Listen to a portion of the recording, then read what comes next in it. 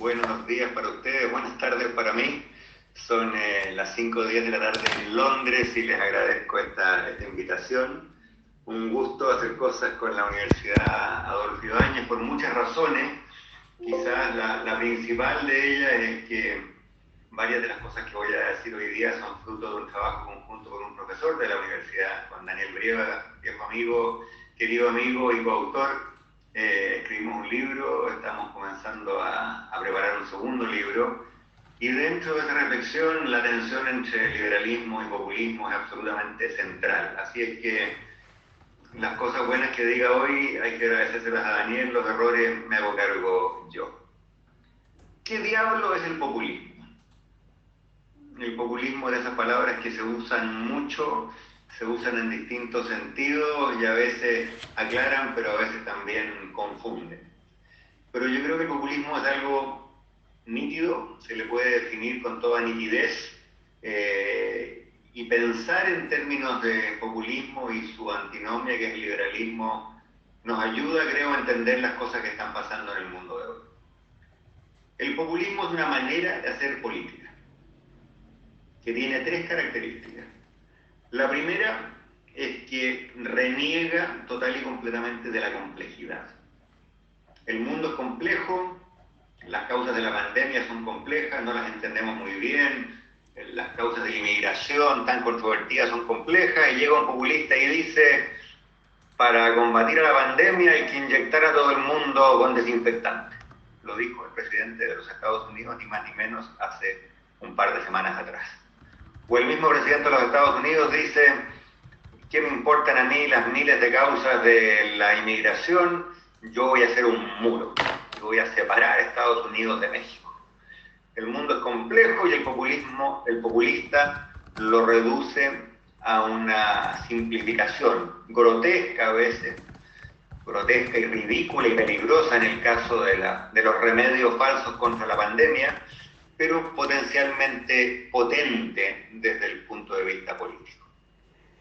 Segundo componente del populismo, la negación de aquello que es tan básico para la democracia, que es el pluralismo. Uno es pluralista cuando le concede cierta legitimidad a las posturas de otros que puedan ser distintas a las propias. Pero si uno es populista y piensa que el mundo es sencillo, y Magdalena tiene una opinión y yo tengo otra, y yo sé que la mía es la correcta porque el mundo es sencillo, bueno, la opinión de Magdalena tiene que estar motivada por algún oscuro interés, por alguna aviesa conspiración, y por lo tanto eso la convierte a ella, que tiene ideas distintas a las mías, en un actor político ilegítimo. Y por eso los populistas convierten la política básicamente en una lucha entre los buenos y los malos. Y los buenos pueden ser el pueblo contra la élite, puede ser la nación contra los extranjeros, pueden ser los blancos contra las minorías étnicas, pero al final es un caso extremo de política identitaria, en que los míos son buenos, los del otro lado son siempre unos tales por cual. Y el tercer componente del populismo, que no siempre está presente, pero se avanza hacia allá, es, a final de cuentas, la negación de los pesos y contrapesos, los checks and balances tan propios de la democracia liberal. Porque si no hay una verdad única y hay más de una opinión legítima, bueno, la mayoría gobernará, pero tiene que haber contrapesos que impiden que se pase por encima de las minorías. Esa es la esencia de la democracia liberal. La democracia es el juego de las mayorías, la democracia liberal es el juego de las mayorías con protecciones para las minorías. A los populistas no les gustan estos contrapesos y por lo tanto descreen de los bancos centrales independientes, de los tribunales electorales autónomos, para qué decir de los institutos de estadísticas que revelan datos que al populista que está en el gobierno puede que no le gusten. Y por lo tanto, a poco andar las instituciones de la democracia, las autonomías, los contrapesos se van desmantelando. Y eso puede llevarnos a un sistema iliberal, pero no derechamente dictatorial. Pienso en Hungría, pienso en Turquía, pienso en Polonia, o derechamente a la dictadura. Pienso en Venezuela o Nicaragua, que está a punto de. No todos los populismos son dictaduras, pero los populismos suelen abrirle el camino a comportamientos iliberales primero y derechamente autoritarios después. ¿Qué tiene que ver el populismo con la coyuntura? Bueno, primero que nada, si ustedes empiezan a sacar cuenta, resulta que aproximadamente un tercio de la humanidad hoy día vive bajo regímenes que calzan con la descripción que yo acabo de dar. Caben en esta descripción, y este es un asunto a discutir, pero les doy mi lista, caben en el hemisferio occidental, en las Américas, Estados Unidos, México, Nicaragua, Venezuela y Brasil, sin duda alguna. Pero también caben bajo esa misma rúbrica países como Turquía, ya lo mencioné, Polonia y Hungría, dos países que eran los ejemplos de la transición democrática postcomunista y que han retrocedido mucho. También podría uno aplicarle el mismo título a Modi, el primer ministro de la India, bajo algunas dimensiones a Netanyahu en Israel, probablemente también a Duterte en las Filipinas. La lista es larga. Y si uno empieza a hacer la aritmética, aproximadamente un tercio de la humanidad vive bajo regímenes populistas. Y esto, a mi entender, no es ni más ni menos que un ataque, que un desafío a la democracia en todas sus formas y en especial a la democracia liberal con esos contrapesos a los que yo recién me refería. A mi entender, y lo decimos en el libro con Daniel, la gran tensión política, el gran conflicto político del siglo XX fue la tensión entre izquierdas y derechas. A nuestro entender, el gran conflicto político de la primera mitad del siglo XXI es la tensión entre populistas autoritarios por una parte y liberales demócratas por otro.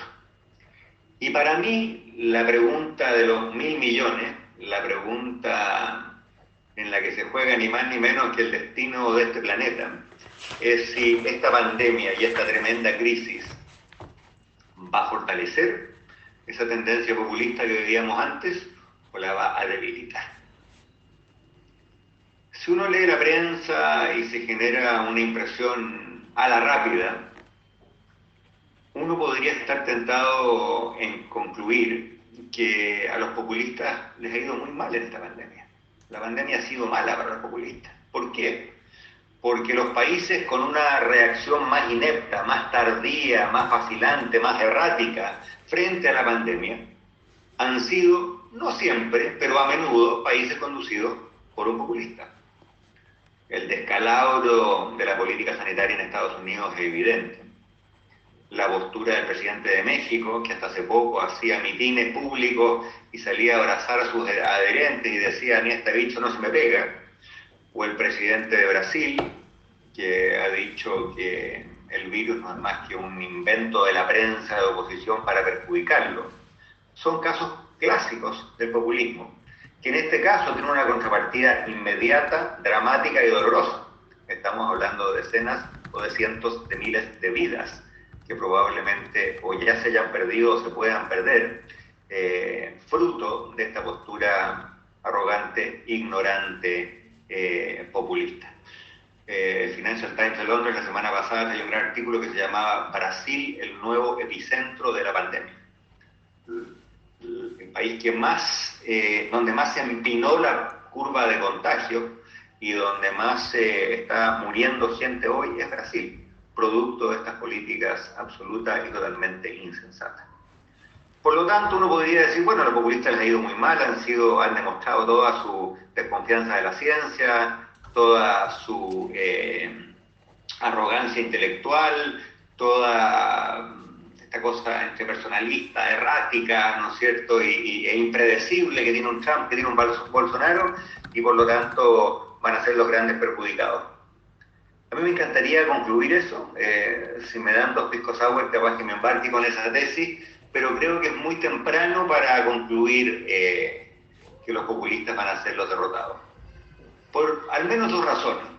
La primera es puramente empírica, y es que así como ha habido gobiernos populistas que han sido desastrosos a la hora de contener la pandemia, también ha habido gobiernos democráticos que han sido desastrosos a la hora de contener la pandemia. El gobierno de Italia y el gobierno de España no son populistas en sí, aunque es justo decir que tienen populistas al interior de la coalición gobernante. Pero yo no creo que Sánchez sea un populista de tomo y lomo en España. Sin embargo, esos gobiernos también han sido bastante ineptos, han sido bastante tardíos, lentos, vacilantes a la hora de combatir el virus. Así es que por un lado, si uno arma las columnitas en el cuadro de quién lo hizo bien, de quién lo hizo mal, hay más populistas que no populistas, pero no es una cosa nítida, no es una cosa palmaria y evidente. La otra preocupación que hay que poner sobre la mesa es que esta crisis va a ser grande, va a ser profunda y va a ser dolorosa. Me pongo por 30 segundos el sombrero de economista.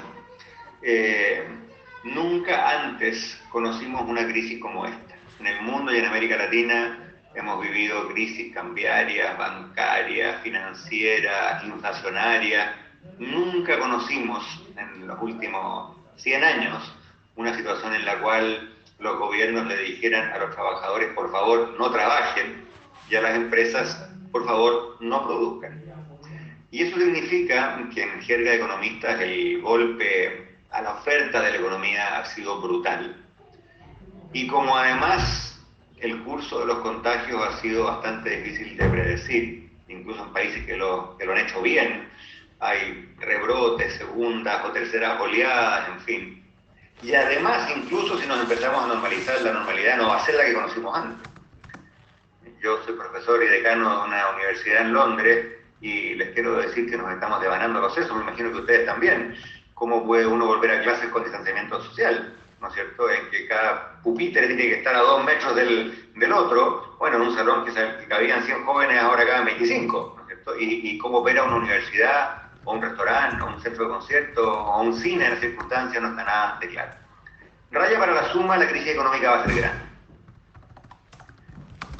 Va a importar la crisis económica, evidentemente, pero también va a importar para el populismo y para las consecuencias políticas cuál sea la narrativa y cuál sea la interpretación que se le dé a esa crisis. Y los dejo con la siguiente idea. No todas las crisis son buenas para el populismo. Hay crisis que son dolorosas, tremendas, que traen mucho sufrimiento, pero que son una especie de tónico para la identidad compartida, que es el mejor antídoto contra el populismo. Les doy 2 ejemplos porque eso probablemente suena muy abstracto. Yo en esta pandemia, aquí encerrado en la casa de mi familia en Londres, un amigo me recomendó una historia de la ciudad de Londres durante la Segunda Guerra Mundial, porque fue la última vez que Londres estuvo asediado y que la gente estuvo encerrada. Y me puse a leer de historia británica. Yo estudié en un colegio inglés, así que algo había aprendido antes de historia británica. Y una de las cosas que a uno le salta a la vista es que evidentemente la Segunda Guerra Mundial fue terrible. Murieron decenas de millones de personas. La devastación, el sufrimiento, las masacres fueron las más grandes de la historia humana. Pero terminado ese conflicto en los países triunfantes, en Estados Unidos, en Gran Bretaña, ¿qué pasó? Primero, que la empresa privada que había trabajado, que había puesto sus maquinarias y sus plantas a disposición del esfuerzo bélico, se legitimó. Que la clase política, que había dicho vamos a triunfar, había cumplido. La política se legitimó. Y además, la guerra no reconoce clases sociales y las balas le corren por igual al suboficial hijo de un minero o al oficial educado en Oxford o en Cambridge. Y por tanto la experiencia de haber luchado juntos en una guerra, compartido la misma trinchera, en Gran Bretaña redujo las distancias sociales, integró a la sociedad y generó un proyecto común que permitió que después de la crisis la sociedad saliera fortalecida, el proyecto nacional saliera fortalecido, las distancias sociales en Gran Bretaña siempre son grandes, se aminoraran algo, y la gente dijera, bueno, nuestras instituciones funcionan, para citar a Lago, nuestros políticos son creíbles, estamos todos en el mismo barco, remando todos para el mismo lado. Y por eso la posguerra fue el periodo dorado de la democracia liberal en Occidente. Compárenles ustedes con la crisis del 2010. La crisis del 2010 obviamente no fue una Segunda Guerra Mundial ni una tercera, pero fue el mayor remesón económico que había tenido el mundo desde la Gran Depresión. Hubo países como España en que el de cesantía llegó a 20% y se mantuvo empinado por cerca de una década. A mi entender, en algunos países claves, entre otros Estados Unidos y Gran Bretaña, la crisis, una vez que se había gatillado, fue razonablemente bien manejada. Gordon Brown gobernaba Gran Bretaña, Obama gobernaba los Estados Unidos, tenían equipos económicos de primera, y desde el punto de vista técnico, el esfuerzo fiscal, monetario, los programas de salvataje estuvieron bien hechos. Y por eso la crisis al final fue muy profunda, pero no fue muy persistente. La recuperación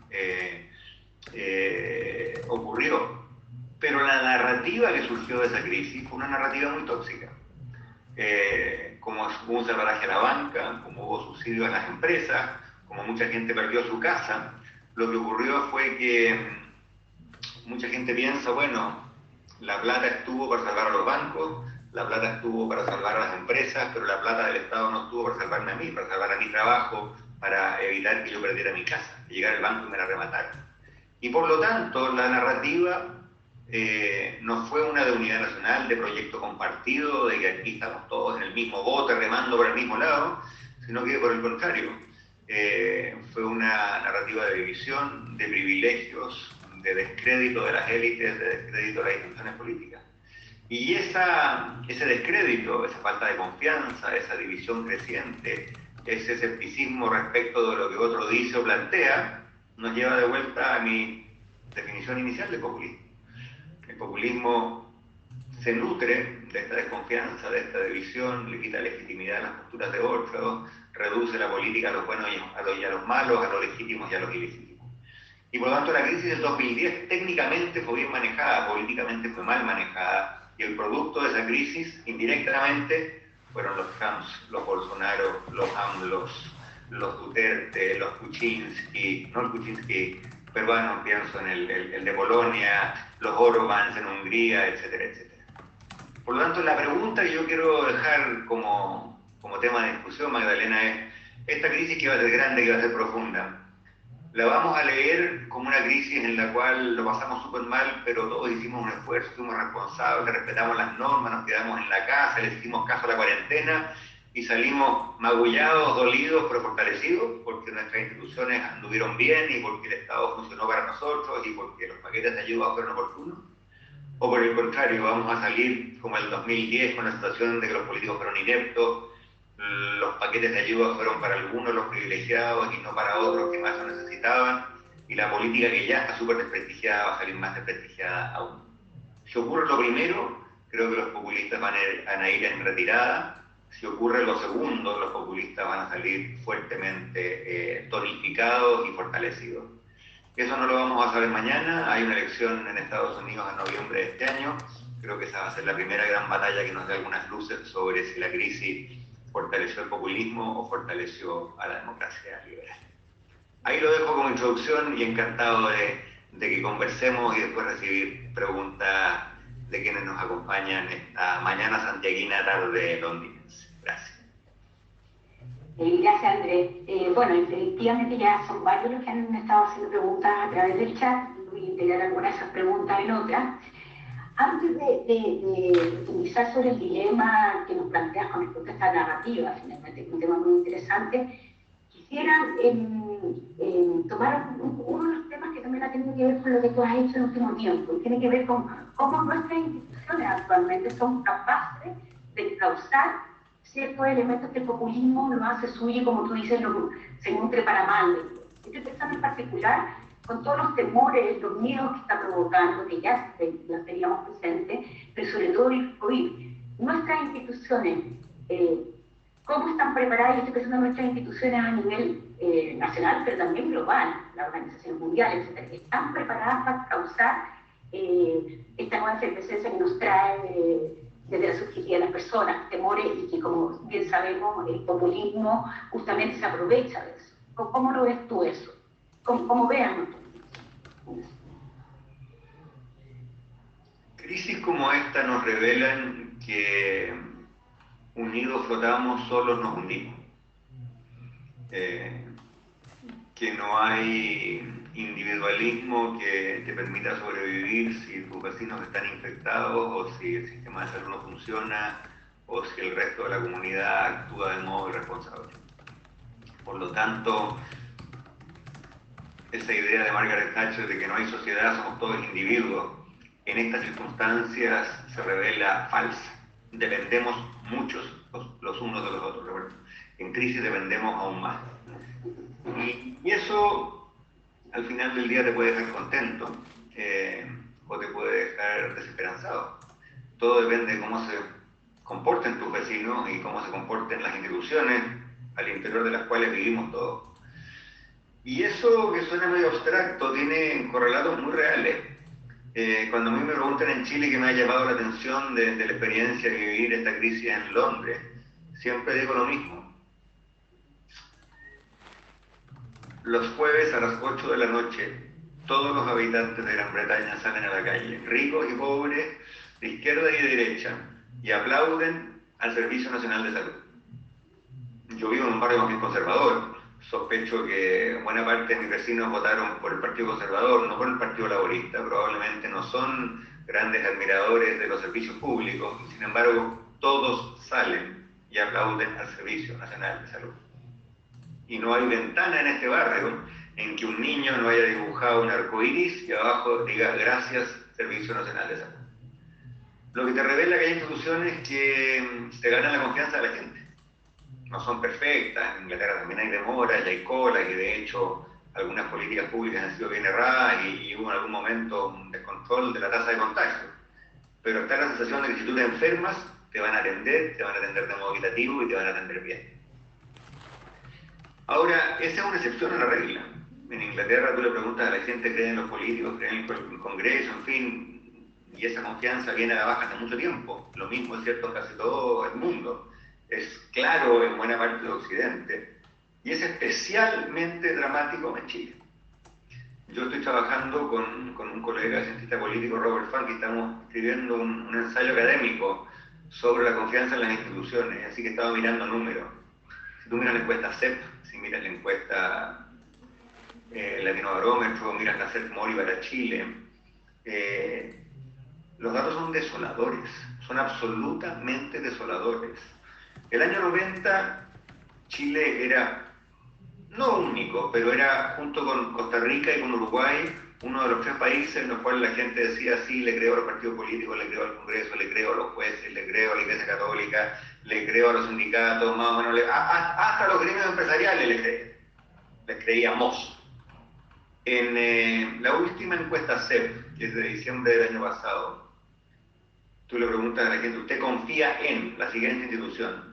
La suma de quienes confían algo y mucho en los partidos políticos, en el Congreso y en el gobierno no alcanza el 5%. O sea, 1 de cada 20 chilenos dice yo tengo algo de confianza o mucha confianza en los partidos o en el Congreso. Dramático.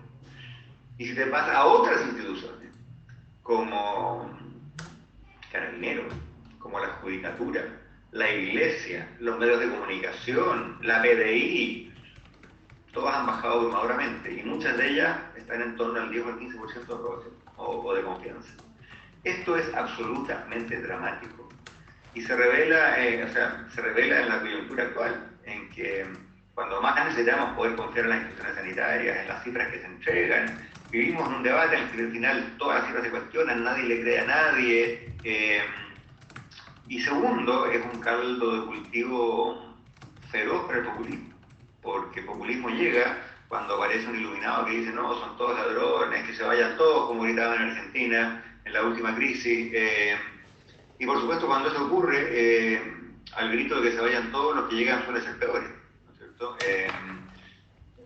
Yo tengo un amigo italiano, cientista político, que siempre me recuerda que cuando hubo la famosa crisis de corrupción en Italia, en que gritaban en Italia que se vayan todos, bueno, se fueron todos los políticos tradicionales y llegó Berlusconi, que era mucho peor.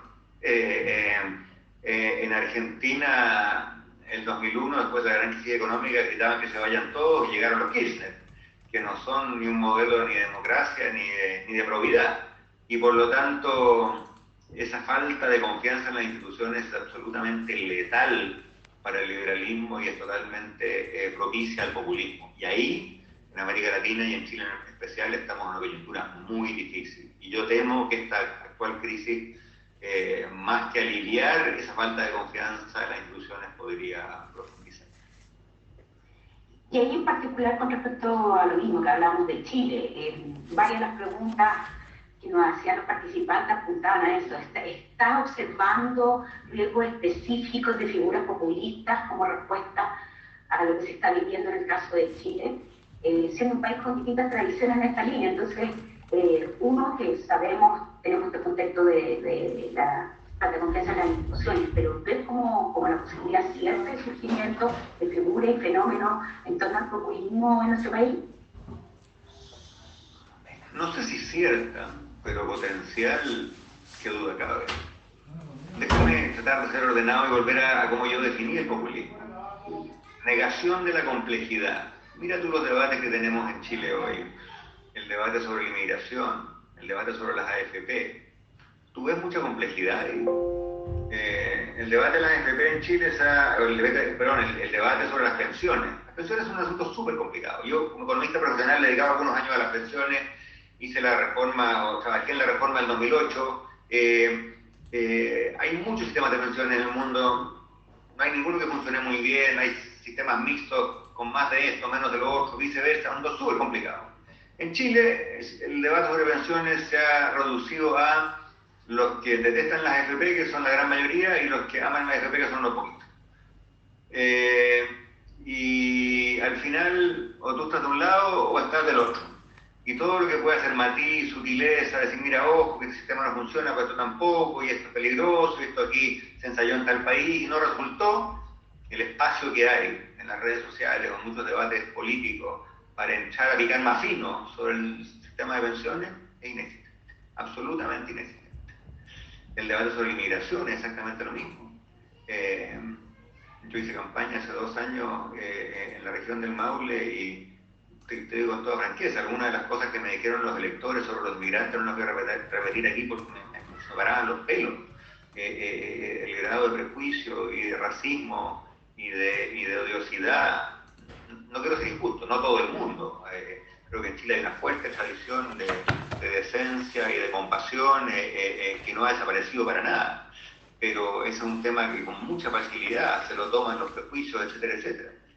Y la otra cosa que yo decía al comienzo, que el populismo típicamente se trepa a un cajón de manzanas y dice yo hablo desde arriba, yo soy bueno, yo soy puro, y el resto son todos corruptos, malos o agentes de algún oscuro interés. Y eso en Chile uno lo ve todos los días. En el libro que escribimos sobre Daniel citamos a un profesor de la UAI, a Cristóbal Del Olio, que escribió un artículo hace un par de años en Clinic, en que decía la retórica de José Antonio Kast es retórica populista de manual, por las mismas razones que te acabo de mencionar.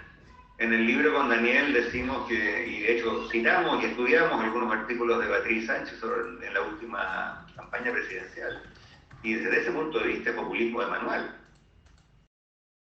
Si me duele una muela, yo probablemente prefiero irme a un bar y tomar una botella de pisco con un amigo, se me va a pasar el dolor. El problema es que al día siguiente me va a doler de nuevo. Por lo tanto, el conocimiento experto es necesario, y la actual crisis nos ha recordado que es necesario.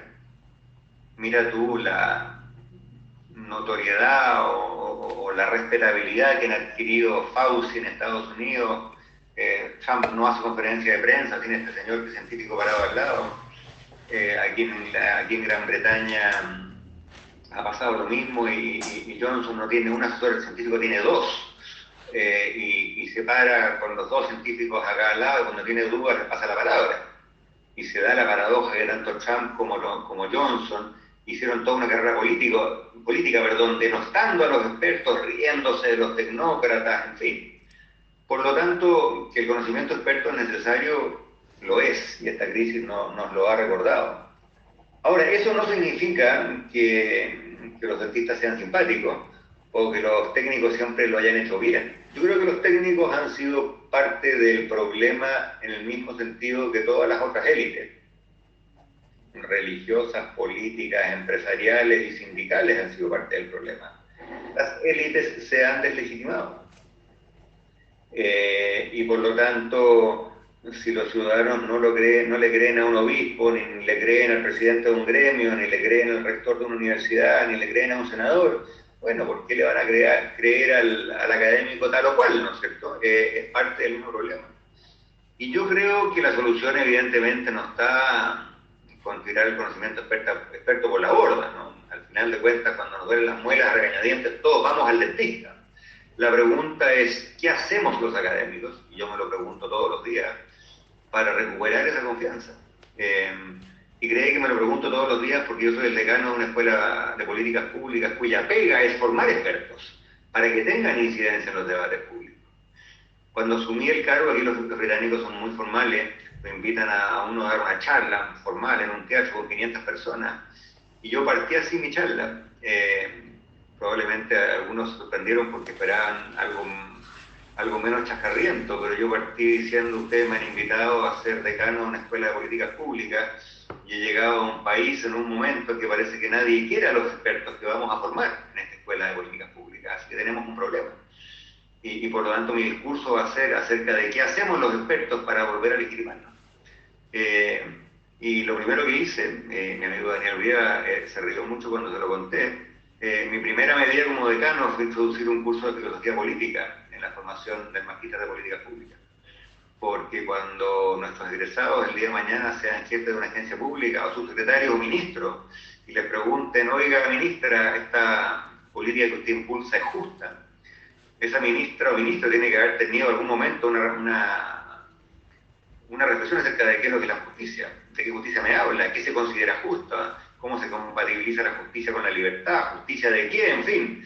Por lo tanto, un servidor público que no tiene un poquito de formación en políticas públicas, que no tiene un poquito de formación en comunicación, lo que ustedes enseñan, que no tiene un poquito de experiencia política, que nunca ha ido al Congreso, ¿no es cierto?, que nunca lo ha pasado mal en una comisión, que nunca ha trabajado con un sindicato, con un gremio, ese va a ser un experto que probablemente a fin de cuentas no sea ni muy creíble ni muy efectivo en sus consejos.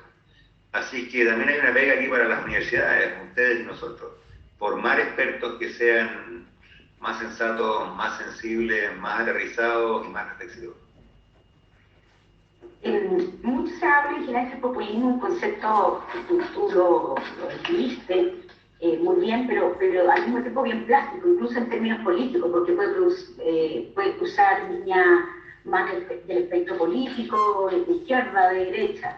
En ese sentido, y ahí recojo algunas de las preguntas que me hacían en el chat justamente, ¿ves peligro de algún tipo de populismo más de alguna orientación política en particular? O cuando tú hablas de que estamos frente a este riesgo de que se exacerbe más el populismo en general. Entonces, ¿qué tal? Efectivamente, sí. El populismo no es una ideología. Si mi colega y coautor Daniel Urieva está escuchando, le están pensando: yo esto a Velasco se lo he explicado varias veces. No es una ideología, entendida una ideología como una serie de conceptos que tiene soluciones para los problemas compartidos. Como el populismo no es una ideología, puede haber populistas de todos los colores políticos, y los hay. Y por eso yo no vacilo en meter en el mismo saco a Bolsonaro, que en un sentido convencional es de derecha, y a López Obrador o a Maduro, que en un sentido convencional son de izquierda.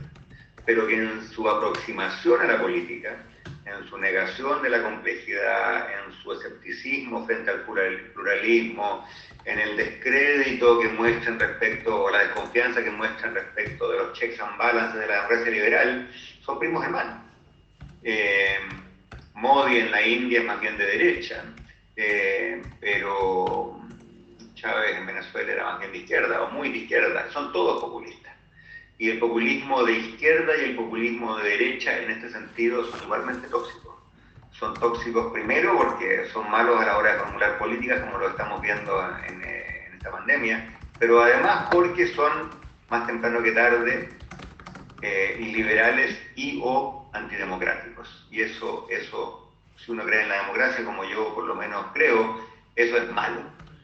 ¿Veo un peligro de esto en Chile? Sí, lo veo por ambos lados, ya lo dije. Hay un mundo de derecha en Chile que ha empezado a jugar las cartas populistas clásicas.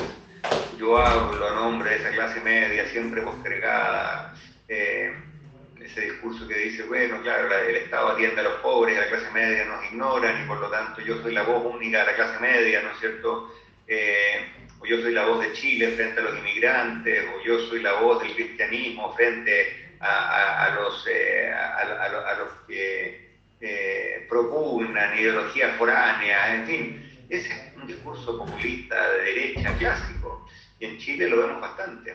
Así como lo vemos también desde la izquierda, en el discurso de los poderosos de siempre, en temas como las pensiones, en que si tú no quieres nacionalizarlo todo y no quieres ser maximalista en materia de gasto, bueno, no eres un interlocutor válido, eres el esbirro de la CIA o de alguna empresa multinacional, y por lo tanto lo que tú digas tiene poco o nada que respetarle. Eso en Chile lo vemos todos los días. O sea, las redes sociales son el lugar evidente donde uno lo ve, pero también se ven en los medios convencionales. Y ese populismo a Chile ya llegó. ¿Es mayoritario en el Congreso hoy día? ¿Quién lo sabe? Ojalá que no, pero que viene al alza y que ha penetrado incluso algunos de los partidos convencionales en su manera de hacer política, no me cabe ninguna duda. Y en ese sentido, ¿tú crees que hay cierta responsabilidad de subestimar los peligros que tienen este otro tipo de pandemia, que es el populismo? Ahí me hago cargo de unas preguntas que una participante hacía, que nos decía, creo que uno de los errores que se ha cometido es mirar en menos el populismo, pensar que nunca nos va a pasar, tanto desde la perspectiva de los medios de comunicación, las instituciones. ¿Tú crees que ha habido el subestimar? Incluso uno podría tomar como el ejemplo más evidente de lo que en su momento ocurrió con Trump y las elecciones, ¿no? Subestimar esta situación. Entonces, ¿qué tanto hemos subestimado, qué tanto somos responsables de alguna manera los que participamos en estas instancias institucionales de subestimar eso? El populismo siempre es antielitario, antielitista. Y las élites, que son las que al final de cuentas están desproporcionadamente representadas en los medios de comunicación, en el Congreso, en los debates públicos, bueno, las élites siempre dicen, oiga, yo soy élite y de aquí no me van a sacar. Y por lo tanto miran con cierto desprecio o con cierto escepticismo a todo lo que huela distinto, insurgente y raro. Y seamos francos, estos populismos de derecha y de izquierda son bastante insurgentes y son medio raros. Te doy dos ejemplos muy concretos. En la elección norteamericana, a mí me gustan harto las estadísticas electorales, y en la última elección norteamericana seguí con cuidado lo que estaba pasando, y seguí en especial las proyecciones de un gurú del New York Times, un tipo que se llama Silver. Y Silver proyectaba en tiempo real sus proyecciones. Hasta las 10 de la noche del día de la elección, o sea, estaban ya en medio de los cómputos. El New York Times decía que era imposible que Trump ganara la elección.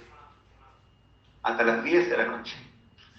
Todos los opinólogos, todas las encuestas, todos los focus groups, nadie nunca pensó que Trump podía ganar la elección. Y eso es un pecado de las élites, porque en realidad en el mundo de la élite de izquierda y de derecha, nadie lo pensaba.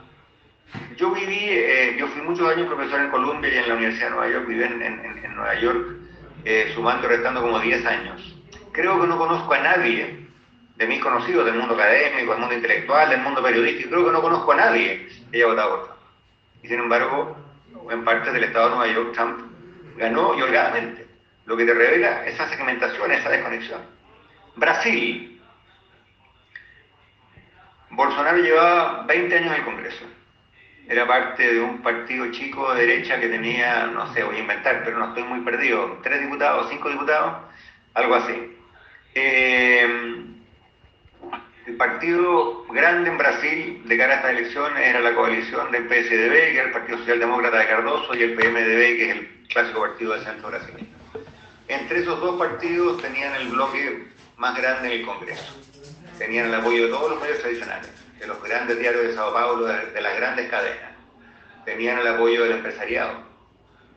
La franja en Brasil, los minutos de tele se otorgan de acuerdo al porcentaje que tú tienes en el Congreso. Y por lo tanto todo el mundo, yo fui varias veces a Brasil, fui a congresos, eventos, los encuestólogos, los opinólogos, los diarios, todos decían, imposible que gane Bolsonaro, inimaginable, ¿quién es este tipo? Si es un es un loco, es de otra línea, de otro nivel. Y todos apostaban a que ganaba Geraldo Alckmin, que había sido 2 veces gobernador del estado de San Paulo, que tenía el apoyo de los grandes partidos, de los grandes medios. Alckmin sacó 5% en la elección, 5%. No estuvo cerca de la segunda vuelta. Mira las últimas elecciones colombianas, exactamente lo mismo. El heredero de Santos, su ministro de Vivienda, que había cortado cientos de miles de cintas, que había inaugurado más casas que ningún ministro en la historia de Colombia, sacó 5%. Es decir, los candidatos del establishment en muchas elecciones hoy día son sus fracasos son fruto de ese exceso de confianza de las élites. Y creo que en Chile ha pasado algo de lo mismo. Yo converso con mucha gente del mundo de la política y te dicen, no, estos son fenómenos chicos y nunca va a tener mucho peso, y aquí estamos nosotros llevamos tantos años en el poder, de aquí no nos van a sacar. Y uno escucha eso en el mundo de la nueva mayoría, ex concertación, y uno escucha eso también en el mundo de Chile Vamos. No vaya a ser un día que nos peguemos un guatazo y que nos despertemos después de una elección con 2 candidatos populistas o al menos un candidato fuertemente populista en la segunda vuelta. Entrando un poco más al tema del impacto del coronavirus, uno tal vez las simplificaciones que uno ha visto este último tiempo es poner la economía contraria a los temas de salud. A mí me gustaría que a la luz de esta reflexión que estamos teniendo sobre el populismo también nos hicieras tu punto de vista, algo que expresaste en la última entrevista que realizaste en la tercera domingo, pero me gustaría que es posible en esta situación en términos de estrategia, que tenemos un tema justamente tan complejo, ¿tiene sentido esta dicotomía economía-empleo versus salud? ¿Es posible? Y ahí también te la hago ya la pregunta en tu rol de economista. Creo que es una dicotomía bastante estúpida, para serte franco. Perdón que sea así de tajante. No porque la economía no importe y evidentemente las vidas importan y muchísimo, sino que porque la dicotomía no es entre vidas y economía. La dicotomía o la tensión o el dilema es entre vidas y vidas. Porque si tú no cuidas la economía hoy, probablemente va a haber muerte mañana. Si manejas mal el sistema de salud, no solamente se va a morir gente de COVID, se va a morir gente de otras enfermedades porque no pueden obtener a tiempo su tratamiento. Si el día de mañana hay hambruna en muchos países, que la va a haber muertes por COVID y va a haber muertes también por mala nutrición o por mala atención médica. Entonces, estamos en una situación límite. En esa situación límite, los riesgos a la vida y a la dignidad de las personas vienen por muchos lados. La más evidente, la más inmediata causa de preocupación tiene que ser el COVID, pero no es la única. Y por lo tanto, lo primero que hay que hacer, yo veo el debate chileno con un poquito de preocupación en esta materia, es bajarse del caballo de las grandes certezas. El mundo no tiene mucha experiencia con fenómenos de esta magnitud. Ha habido evidentemente pandemias anteriores, algunas muy recientes, pero ninguna tuvo esta escala. Algunas fueron grandes en África, otras grandes en Asia, pero ninguna tuvo la escala planetaria que ha tenido esta. Muchas de las cosas que han pasado han resultado ser bastante impredecibles. Por ejemplo, hace 15 días todo el mundo temía que iba a llegar al continente africano, la pandemia iba a ser desoladora. Y eso no ha ocurrido por razones que nadie entiende muy bien. En varios países en que la cosa parecía controlada, había una segunda oleada que nadie predijo. Países que lo suelen hacer muy bien, como Suecia, adoptaron estrategias que resultaron ser totalmente erradas. Y por lo tanto, la primera reflexión es que aquí nadie tiene una certeza total. La segunda reflexión es que cuando uno no tiene certeza hay que ser doblemente cauteloso. Y la lección que yo saco es que hay que permitir que la economía se mantenga por un periodo prolongado en una semi-hibernación. Pero para que eso sea posible, y especialmente para que eso sea posible en un país en que hay mucha gente humilde y con bajos ingresos como Chile, la gente que se va a quedar en la casa y que no va a salir a trabajar, necesita echarle algo a la olla. Y para eso lo que necesitamos son programas de ayuda a las familias y a los trabajadores informales que sean grandes, que sean oportunos y que sean contundentes. En Chile se ha hecho más que en muchos otros países de la región, tampoco quiero ser crítico, porque aquí está muy de moda, ¿no es cierto?, sacar el palo y aporrearle el que se vaya moviendo. Me atrevería a decir que junto con Perú probablemente algunos de estos programas en Chile han sido los más contagiosos de la región, pero es evidente que en la medida que la crisis se alarga, es evidente que en la medida que las cuarentenas se extienden, estos programas de ayuda también tienen que extenderse. Si eso no ocurre y si los contagios no se controlan, toda la discusión de la apertura de la economía es una discusión vana, porque en la medida que los contagios estén descontrolados no va a haber apertura. Y también hay que entender, lo dije hace un rato, pero me gustaría subrayarlo, es que la apertura no va a ser el regreso a la normalidad anterior, va a ser algo muy distinto.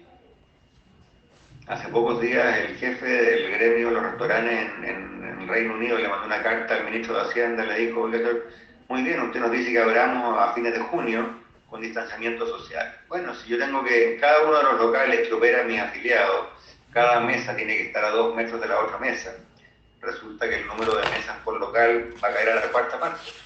Y si nuestros márgenes de ganancia ya eran estrechos, con la cuarta parte de mesas, y pagando el mismo arriendo, y pagando los mismos salarios a los garzones, no hay restaurante que sobreviva. Por lo tanto, va a haber sectores enteros de la economía que van a tener que ser reestructurados. Y eso requiere, a mi entender, un grado de realismo primero y un sentido de urgencia después, que yo hoy día no veo patente en muchos actores políticos en Chile, y eso me preocupa sobremanera. Respecto justamente al tema que cuando tú terminaste tu exposición hablaba de la relevancia de las narrativas, ¿no? Y que esas narrativas, si hay una narrativa de una perspectiva que esto es más bien un esfuerzo colectivo, convocante, versus una narrativa más que nos divida, ¿cómo nos ven eso en Chile? ¿Cómo ha estado la conducción de esas narrativas por parte de los liderazgos que tenemos, de las autoridades, de los actores diversos? ¿Estamos en qué tipo de narrativa? ¿Más en la Inglaterra que suscitaste al principio, o estamos en una narrativa que no nos está ayudando y que más bien está alimentando y dando espacio para este tipo de liderazgo que hemos hablado ahora más de orden populista? No tengo una convicción definitiva, por lo tanto no quiero ser muy tajante, pero si uno quiere preocuparse, hay elementos de sobra para preocuparse. ¿Por qué? Primero, porque no partimos de un vacío, partimos de una situación en que veníamos saliendo de una crisis social con una política extremadamente desprestigiada y con instituciones de todo tipo extremadamente desprestigiadas, incluyendo los medios de comunicación, incluyendo a las Fuerzas Armadas, a Carabineros, a la Judicatura, al Ministerio Público. Ninguna de esas instituciones, de acuerdo a la encuesta CEP, pasa del 15 o del 20% de confianza, cosa que en Chile no tiene precedente. Segundo, porque tenemos un gobierno que, más allá de las virtudes de algunos ministros, yo no me gusta entrar en las críticas personales, pero como gobierno no es un gobierno que se destaque por sus dotes políticas. Ni los partidos de derecha en general en Chile tienen la legitimidad que tienen los partidos de izquierda. Esto lo digo responsablemente. Yo soy bien crítico a algunos partidos de izquierda, así que no quiero ponerme la camiseta de nadie. Pero mirando los datos, una cosa que me ha llamado la atención es que los dos episodios de caída fuerte en la confianza en las instituciones en Chile ocurren en el año 2010-2011 y ocurren en los últimos 2 o 3 años. O sea, ocurrieron ambos de la mano de la llegada de la coalición de derecha al poder. Y esto no tiene tanto que ver con el gobierno en sí, ni con el presidente de la República. Tiene que ver con el hecho, creo yo, que Chile sí que es una sociedad altamente clasista, altamente prejuiciosa, altamente discriminatoria, en que hay una desconfianza natural en las instituciones del Estado, pero cuando además las instituciones del Estado son ocupadas por personas que son vistas como miembros de las élites tradicionales, cuando, no sé cómo será el actual, pero alguien hizo el cálculo del gobierno anterior de Sebastián Piñera, y de los 22 a 23 ministros, 21 eran de colegios particulares pagados y todos eran de Santiago. Entonces, cuando el aparato del Estado además parece copado por un grupo que proviene de una misma élite social y económica, eso contribuye a desprestigiar más aún y a hacer más difícil la credibilidad de las instituciones del Estado. Agrégale a eso, creo, una generación de líderes políticos que deja mucho que desear, y agrégale a eso un desempleo que este invierno va a pasar del 15% largo.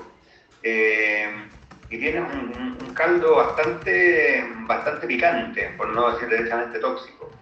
Y por lo tanto, a menos que pase algo inesperado, grande, radical, a menos que se llegue a un acuerdo muy potente, que se lleve a la práctica con mucha rapidez, en fin, que tengamos un vuelco fuerte en la trayectoria de los contagios, me cuesta imaginarme que a fines de este año, en marzo del próximo año, estemos celebrando lo bien que lo hicimos como sociedad. Más bien me puedo imaginar una situación en la cual vamos a estar en un intercambio rudo de recriminaciones de por qué tú me hiciste tal cosa, y tú me bloqueaste, y tú no estuviste a la altura, y ustedes obstruyeron, y ustedes no estuvieron disponibles para conversar, en fin. Y al final el pato, lo pagamos todos.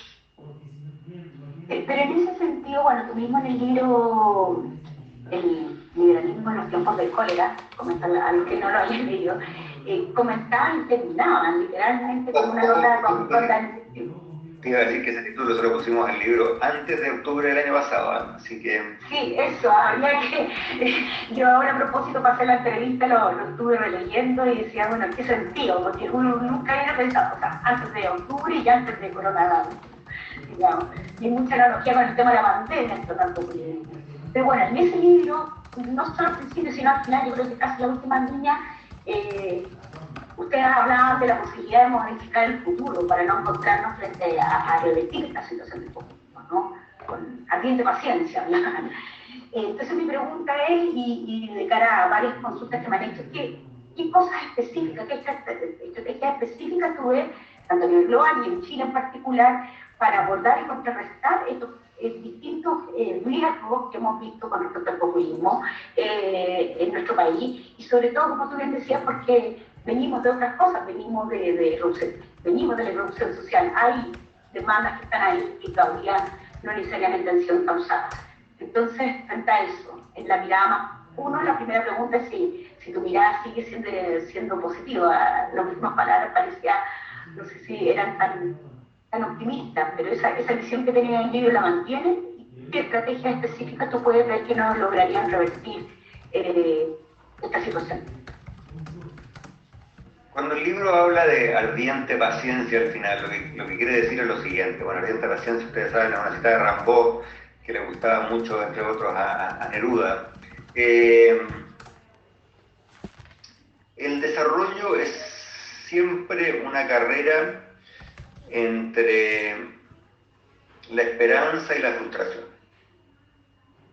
Cuando eres un país pobre y desigual, como lo somos en Chile, hay mucha gente que lo pasa mal.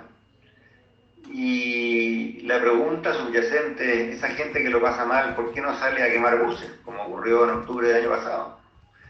Y la razón principal es que si tú vives en una sociedad en que sientes que las élites y las instituciones más o menos trabajan para tu bienestar, y B, sientes que tu hijo o tu hija o tus nietos van a vivir mejor que tú, dices, bueno, lo estoy pasando mal, pero hay un norte, hay un futuro. Los carabineros de uniforme, los ministros de corbata, trabajan para mí, no trabajan para ellos mismos. Cuando la confianza en las instituciones, cuando la convicción que las instituciones trabajan para uno y no para ellos mismos se pierde, y cuando la confianza de que mis hijos van a vivir mejor que yo y mis nietos van a vivir mejor que sus hijos también se pierde, la tentación de salir a quemar buses es muy grande. Y si me apurara, para resumir en 2 frases cuál es mi hipótesis acerca de lo que pasó en Chile a fines del año pasado, es esa. Hubo un desplome de la confianza en las instituciones, hubo un desplome en la confianza en el futuro, y por lo tanto las frustraciones y los dolores del presente se comieron y pasaron a llevar a la esperanza de un futuro mejor. Eso no se ha revertido. Evidentemente, en tiempos de crisis y de pandemia, hay un cierto efecto de lo que los gringos llaman rally around the flag, ¿no es cierto? Se hizo el pabellón nacional y todos aplaudimos porque, bueno, es lo que tenemos en común. En todos los países del mundo la popularidad de los presidentes ha subido un poco en términos de los tiempos de crisis. pero seguimos con liderazgos muy débiles. En Estados Unidos, que tienen mandatos por más años, siempre se dice que en medio de una crisis nacional el presidente tiene 90% de popularidad. Después del 11 de septiembre del 2001, después de las Torres Gemelas, Bush, que no era un presidente muy hábil y muy popular, llegó a tener 90% de popularidad. Hoy día Trump, en medio de la crisis, tiene 40%. Sebastián Piñera partió con 6 y ahora está, no sé, en 20 y tantos, ¿no es cierto? No está en 70. Por lo tanto, estas crisis no nos han llevado de vuelta a una situación de credibilidad de la política, ni de los gobiernos, ni de los partidos. Y cuando las consecuencias de esta crisis se ahonden, eso podría volverse aún peor. Ahora, me demoré mucho en llegar a la pregunta, bueno, si esta es la problemática, ¿cuál es la solucionática? Me encantaría decir que hay una bala de plata, no la hay, pero si me apuras que tire dos cosas sobre la mesa es, en lo más inmediato en Chile, es evidente que si la pandemia pasa por sobre el presupuesto de las familias y destruye empleo, lo poquito que va quedando de credibilidad en la política y en las instituciones se va a desplomar. Por eso que es tan importante, es tan urgente que haya un marco global de acción pro familia, pro pyme, pro empleo, pro recuperación. Lo segundo es que cuando las instituciones del Estado están desacreditadas, las instituciones del Estado tienen que cambiar. Y hemos tenido en Chile en los últimos días ejemplos grotescos, ¿no? O sea, los senadores votando para decir, no, la no reelección es para todos, pero no para mí. Fue un acto ya grotesco, triste. Ahora fue tan grotesco que se equivocaron al votar y al final votaron algo que estaba mal redactado, por lo tanto no lo consiguieron, pero el daño que se le hizo a la política en ese momento fue brutal. Yo quiero creer que hay un espacio en los próximos 2 años para que como parte del debate político, como parte del debate constitucional, cambiemos, ayornemos, modernicemos lo suficiente las instituciones políticas, cambiemos algunos liderazgos, como para que esas instituciones políticas tengan al menos una chance. No creo que su futuro esté garantizado, no creo que la felicidad o la legitimidad vaya a caer del cielo, pero me imagino ese proceso constitucional como una especie de terapia de pareja, terapia de grupo, en que nos cantemos algunas verdades y ojalá salgamos mejor parados del ejercicio. Mucho se habla en general que el populismo es un concepto que tú lo definiste muy bien, pero al mismo tiempo bien plástico, incluso en términos políticos, porque puede cruzar líneas más del espectro político, de izquierda, de derecha. En ese sentido, y ahí recojo algunas de las preguntas que me hacían en el chat justamente, ¿ves peligros de algún tipo de populismo más de línea de alguna orientación política en particular, o cuando tú hablas de que estamos frente a este riesgo de que se exacerbe más el populismo en general? Entonces, ¿qué tanto? Porque efectivamente, sí. El populismo no es una ideología. Si mi colega y coautor Daniel Brieva está escuchando, él debe estar pensando, yo esto a Velasco se lo he explicado varias veces. No es una ideología. Entendida una ideología como una serie de conceptos que tiene soluciones para los problemas compartidos. Como el populismo no es una ideología, puede haber populistas de todos los colores políticos, y los hay. Y por eso yo no vacilo en meter en el mismo saco a Bolsonaro, que en un sentido convencional es de derecha, y a López Obrador o a Maduro, que en un sentido convencional son de izquierda. Pero que en su aproximación a la política, en su negación de la complejidad, en su escepticismo frente al pluralismo, en el descrédito que muestran respecto, o la desconfianza que muestran respecto de los checks and balances de la democracia liberal, son primos hermanos. Modi en la India es más bien de derecha, pero Chávez en Venezuela era más bien de izquierda, o muy de izquierda, son todos populistas. Y el populismo de izquierda y el populismo de derecha en este sentido son igualmente tóxicos. Son tóxicos primero porque son malos a la hora de formular políticas, como lo estamos viendo en esta pandemia, pero además porque son, más temprano que tarde, iliberales y o antidemocráticos. Y eso, si uno cree en la democracia, como yo por lo menos creo, eso es malo. ¿Veo un peligro de esto en Chile? Sí, lo veo por ambos lados, ya lo dije. hay un mundo de derecha en Chile que ha empezado a jugar las cartas populistas clásicas. Yo hablo a nombre de esa clase media siempre postergada, eh, ese discurso que dice, bueno, claro, el Estado atiende a los pobres, la clase media nos ignoran y por lo tanto yo soy la voz única de la clase media, ¿no es cierto? O yo soy la voz de Chile frente a los inmigrantes, o yo soy la voz del cristianismo frente a los que propugnan ideologías foráneas, en fin. Ese es un discurso populista de derecha clásico, y en Chile lo vemos bastante. Así como lo vemos también desde la izquierda, en el discurso de los poderosos de siempre, en temas como las pensiones, en que si tú no quieres nacionalizarlo todo y no quieres ser maximalista en materia de gasto, bueno, no eres un interlocutor válido, eres el esbirro de la CIA o de alguna empresa multinacional, y por lo tanto lo que tú digas tiene poco o nada que respetarle. Eso en Chile lo vemos todos los días. O sea, las redes sociales son el lugar evidente donde uno los ve, pero también se ven en los medios convencionales. Y ese populismo a Chile ya llegó. ¿Es mayoritario en el Congreso hoy día? ¿Quién lo sabe? Ojalá que no, pero que viene al alza y que ha penetrado incluso algunos de los partidos convencionales en su manera de hacer política, no me cabe ninguna duda. Y en ese sentido, ¿tú crees que hay una cierta responsabilidad de subestimar los peligros que tienen este otro tipo de pandemia que es el populismo? Ahí me hago cargo de unas preguntas que una participante hacía, que nos decía, creo que uno de los errores que se ha cometido es mirar en menos el populismo, pensar que nunca nos va a pasar, tanto desde la perspectiva de los medios de comunicación, las instituciones. ¿Tú crees que había el subestimar, incluso uno podría tomar como el ejemplo más evidente lo que en su minuto ocurrió con Trump y las elecciones, ¿no? De subestimar esta situación. Entonces, ¿qué tanto hemos subestimado, qué tanto somos responsables de alguna manera los que participamos en distintas instancias institucionales de subestimar esto? Responsable. El populismo siempre es antielitario, antielitista.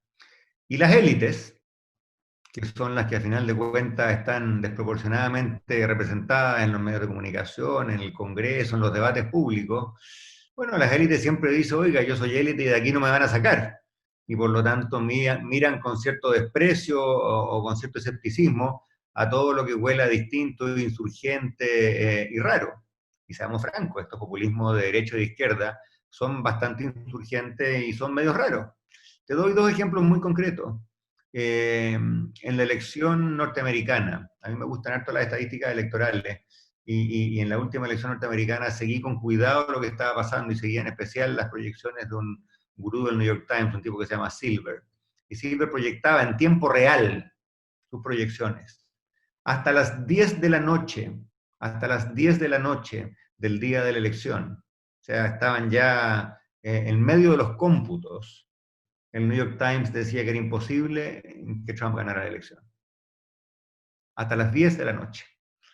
Todos los opinólogos, todas las encuestas, todos los focus groups, nadie nunca pensó que Trump podía ganar la elección. Y eso es un pecado de las élites, porque en realidad en el mundo de la élite de izquierda y de derecha, nadie lo pensaba. Yo fui muchos años profesor en Columbia y en la Universidad de Nueva York, viví en Nueva York sumando y restando como 10 años. Creo que no conozco a nadie de mis conocidos del mundo académico, del mundo intelectual, del mundo periodístico, creo que no conozco a nadie que haya votado por Trump. Y sin embargo, en partes del estado de Nueva York, Trump ganó y holgadamente, lo que te revela esa segmentación, esa desconexión. Brasil. Bolsonaro llevaba 20 años en el Congreso. Era parte de un partido chico de derecha que tenía, no sé, voy a inventar, pero no estoy muy perdido, 3 diputados, 5 diputados, algo así.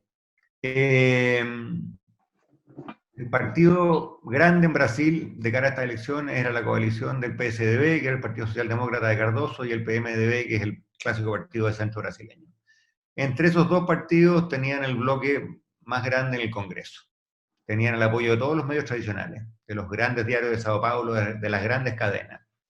Tenían el apoyo del empresariado.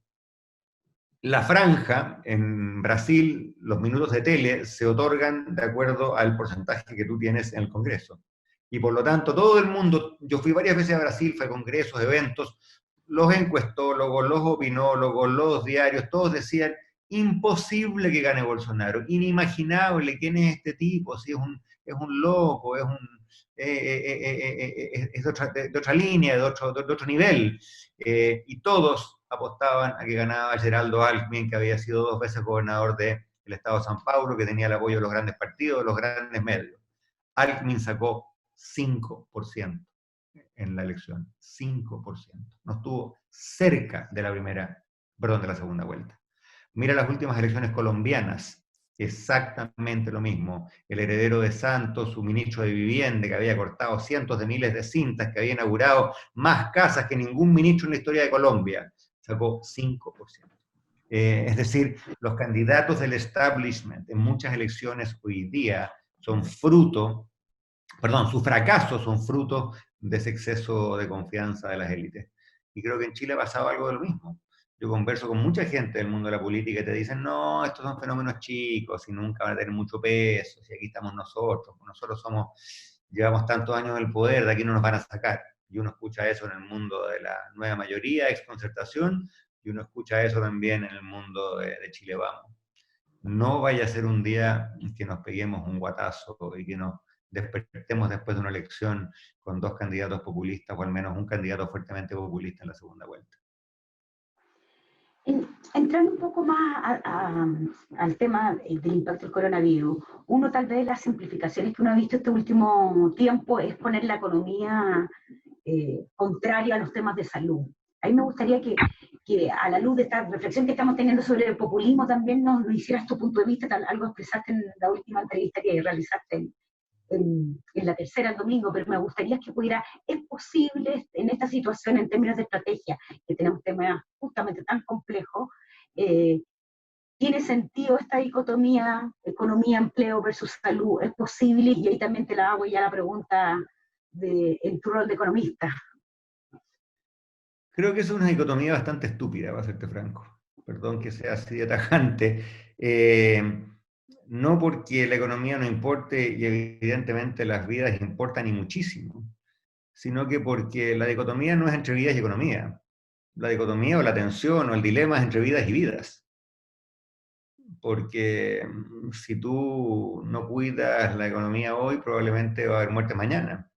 Si manejas mal el sistema de salud, no solamente se va a morir gente de COVID, se va a morir gente de otras enfermedades porque no pueden obtener a tiempo su tratamiento. Si el día de mañana hay hambruna en muchos países que la va a haber muertes por COVID y va a haber muertes también por mala nutrición o por mala atención médica. Entonces, estamos en una situación límite. Y en esa situación límite, los riesgos a la vida y a la dignidad de las personas vienen por muchos lados. La más evidente, la más inmediata causa de preocupación tiene que ser el COVID, pero no es la única. Y por lo tanto, lo primero que hay que hacer, y yo veo el debate chileno con un poquito de preocupación en esta materia, es bajarse del caballo de las grandes certezas. El mundo no tiene mucha experiencia con fenómenos de esta magnitud. Ha habido evidentemente pandemias anteriores, algunas muy recientes, pero ninguna tuvo esta escala. Algunas fueron grandes en África, otras grandes en Asia, pero ninguna tuvo la escala planetaria que ha tenido esta. Muchas de las cosas que han pasado han resultado ser bastante impredecibles. Por ejemplo, hace 15 días todo el mundo temía que iba a llegar al continente africano, la pandemia iba a ser desoladora, y eso no ha ocurrido por razones que nadie entiende muy bien. Nadie entiende muy bien.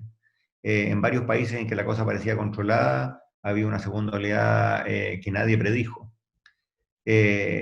Países que lo suelen hacer muy bien, como Suecia, adoptaron estrategias que resultaron ser totalmente erradas. Y por lo tanto, la primera reflexión es que aquí nadie tiene una certeza total. La segunda reflexión es que cuando uno no tiene certeza hay que ser doblemente cauteloso.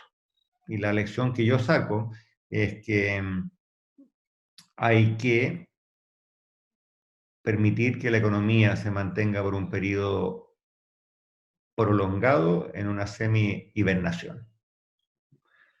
Pero para que eso sea posible, y especialmente para que eso sea posible en un país en que hay mucha gente humilde y con bajos ingresos como Chile, la gente que se va a quedar en la casa y que no va a salir a trabajar, necesita echarle algo a la olla.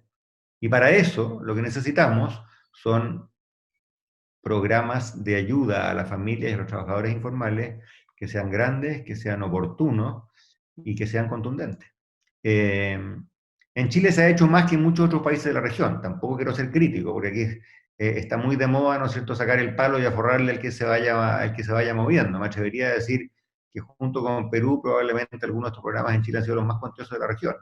Pero es evidente que en la medida que la crisis se alarga, es evidente que en la medida que las cuarentenas se extienden, estos programas de ayuda también tienen que extenderse. Si eso no ocurre y si los contagios no se controlan, toda la discusión de la apertura de la economía es una discusión vana, porque en la medida que los contagios estén descontrolados no va a haber apertura. Y también hay que entender, lo dije hace un rato, pero me gustaría subrayarlo, es que la apertura no va a ser el regreso a la normalidad anterior, va a ser algo muy distinto.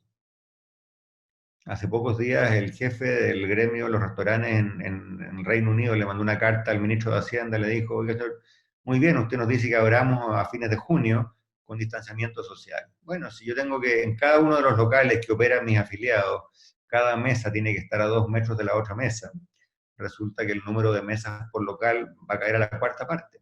Y si nuestros márgenes de ganancia ya eran estrechos, con la cuarta parte de mesas, y pagando el mismo arriendo y pagando los mismos salarios a los garzones, no hay restaurante que sobreviva. Y por lo tanto va a haber sectores enteros de la economía que van a tener que ser reestructurados. Y eso requiere, a mi entender, un grado de realismo primero y un sentido de urgencia después, que yo hoy día no veo patente en muchos actores políticos en Chile y eso me preocupa sobremanera.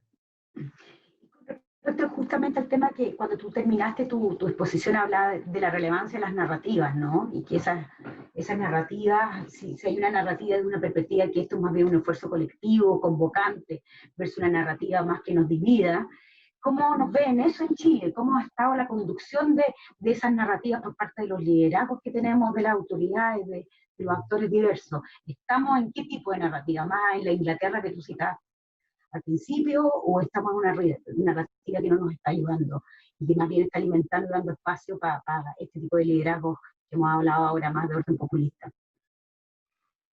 No tengo una convicción definitiva, por lo tanto no quiero ser muy tajante, pero si uno quiere preocuparse, hay elementos de sobra para preocuparse. ¿Por qué? Primero porque no partimos en un vacío, partimos en una situación en que veníamos saliendo de una crisis social con una política extremadamente desprestigiada y con instituciones de todo tipo extremadamente desprestigiadas, incluyendo los medios de comunicación, incluyendo a las Fuerzas Armadas, a Carabineros, a la Judicatura, al Ministerio Público. Ninguna de esas instituciones, de acuerdo a la encuesta CEP, pasa del 15 o del 20% de confianza, cosa que en Chile no tiene precedente. Segundo, porque tenemos un gobierno que más allá de las virtudes de algunos ministros, yo no me gusta entrar en las críticas personales, pero como gobierno no es un gobierno que se destaque por sus dotes políticas. Ni los partidos de derecha en general en Chile tienen la legitimidad que tienen los partidos de centro-izquierda. Esto lo digo responsablemente. Yo soy bien crítico a algunos partidos de centro-izquierda, así que no quiero ser aquí, no quiero ponerme la camiseta de nadie. Pero mirando los datos, una cosa que me ha llamado la atención es que los dos episodios de caída fuerte en la confianza en las instituciones en Chile ocurren el año 2010-2011 y ocurren en los últimos 2 o 3 años. O sea, ocurrieron ambos de la mano de la llegada de la coalición de derecha al poder. Y esto no tiene tanto que ver con el gobierno en sí, ni con el presidente de la República. Tiene que ver con el hecho, creo yo, que Chile sigue siendo una sociedad altamente clasista, altamente prejuiciosa, altamente discriminatoria, en que hay una desconfianza natural en las instituciones del Estado, pero cuando además las instituciones del Estado son ocupadas por personas que son vistas como miembros de las élites tradicionales, cuando no sé cómo será el actual, pero alguien hizo el cálculo en el gobierno anterior de Sebastián Piñera y de los 22 o 23 ministros, 21 eran de colegios particulares pagados y todos eran de Santiago. Entonces, cuando el aparato del Estado además parece copado por un grupo que proviene de una misma élite social y económica, eso contribuye a desprestigiar más aún y a hacer más difícil la credibilidad de las instituciones del Estado. Agrégale a eso, creo, una generación de líderes políticos que deja mucho que desear, y agrégale a eso un desempleo que este invierno va a pasar del 15% largo, y tienes un caldo bastante picante, por no decir derechamente tóxico. Y por lo tanto, a menos que pase algo inesperado, grande, radical, a menos que se llegue a un acuerdo muy potente, que se lleve a la práctica con mucha rapidez, en fin, que tengamos un vuelco fuerte en la trayectoria de los contagios, me cuesta imaginarme que a fines de este año, o en marzo del próximo año, estemos celebrando lo bien que lo hicimos como sociedad. Más bien me puedo imaginar una situación en la cual vamos a estar en un intercambio rudo de recriminaciones, de por qué tú no hiciste tal cosa, y tú me bloqueaste, y tú no estuviste a la altura, y ustedes obstruyeron, y ustedes no estuvieron disponibles para conversar, en fin. Y al final el pato, me temo, lo pagamos todos.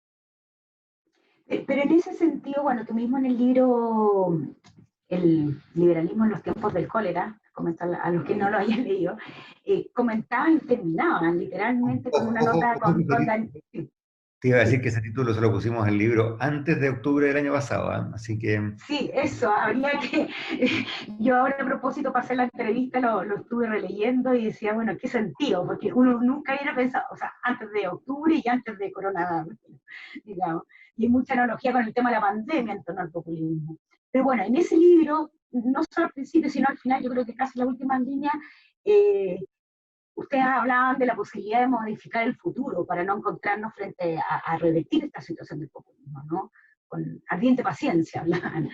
Entonces mi pregunta es, y de cara a varias consultas que me han hecho, ¿qué cosas específicas, qué estrategias específicas tú ves, tanto a nivel global y en Chile en particular, para abordar y contrarrestar estos distintos riesgos que hemos visto con respecto al populismo en nuestro país, y sobre todo, como tú bien decías, porque venimos de otras cosas, venimos de la irrupción social, hay demandas que están ahí que todavía no necesariamente han sido encausadas. Entonces, frente a eso, en la mirada más, la primera pregunta es si tu mirada sigue siendo positiva. Las últimas palabras parecía, no sé si eran tan optimistas, pero esa visión que tenían en el libro la mantienen, y qué estrategias específicas tú puedes ver que no lograrían revertir esta situación. Cuando el libro habla de ardiente paciencia al final, lo que quiere decir es lo siguiente. Bueno, ardiente paciencia, ustedes saben, es una cita de Rimbaud que le gustaba mucho, entre otros, a Neruda. El desarrollo es siempre una carrera entre la esperanza y la frustración. Cuando eres un país pobre y desigual, como lo somos en Chile, hay mucha gente que lo pasa mal. Y la pregunta subyacente es, esa gente que lo pasa mal, ¿por qué no sale a quemar buses, como ocurrió en octubre del año pasado?